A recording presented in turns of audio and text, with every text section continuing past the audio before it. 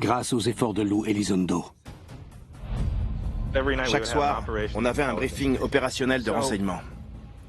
Je m'en réjouissais d'avance parce que je me disais qu'on allait nous apprendre de quoi il s'agissait. Dès le début, le capitaine en charge du briefing fait un petit signe de la tête en direction du type à l'ordinateur. Une caricature de vaisseau spatial avec un petit martien aux commandes traverse l'écran. Toute la salle éclate de rire. Et le capitaine nous dit « Bon, on s'est bien amusé. J'ai cru comprendre que vous avez quelque chose, mais on tourne la page. On continue le briefing. » J'ai travaillé dans le renseignement. C'est une tactique très courante. Une personne en qui vous avez confiance utilise le rire et le ridicule pour désamorcer une situation et faire taire les rumeurs. Personne n'a protesté, comme si tout le monde s'en fichait.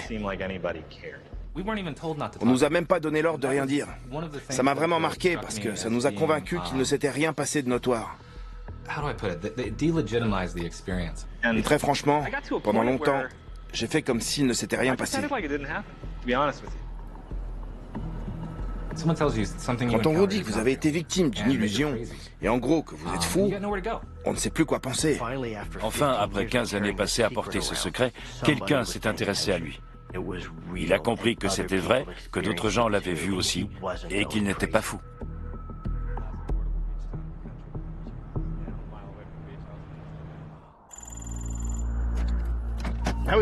Salut. Salut, ça va? Quand je suis dehors, tout va bien. Pareil pour moi. J'ai proposé à Sean de m'accompagner parce que, de par son métier, il s'est posé les bonnes questions. C'est aussi un sujet qui le touche personnellement. Je crois qu'il veut lui-même des réponses. Sean accompagne Lou au Mexique pour y suivre une piste suggérée par un radariste de la Navy. Kevin Day nous a fourni une pièce du puzzle inédite.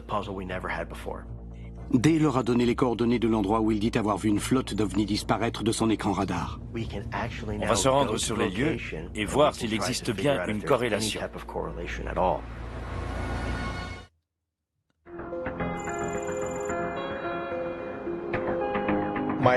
J'espère pouvoir recueillir les témoignages des gens. S'ils ont des choses à dire, je vais les entendre moi-même. Lou Elizondo a demandé à Sean Cahill, ancien capitaine d'armes de la Navy, de se joindre à son enquête. Ils se rendent au Mexique pour y suivre une piste fournie par Kevin Day, un ancien camarade de bord de Sean. Ces objets allaient quelque part. Ils ont disparu de mon écran au large de la basse Californie. Je peux vous donner les coordonnées. Voici où mènent ces coordonnées. Une petite île mexicaine du nom de Guadalupe.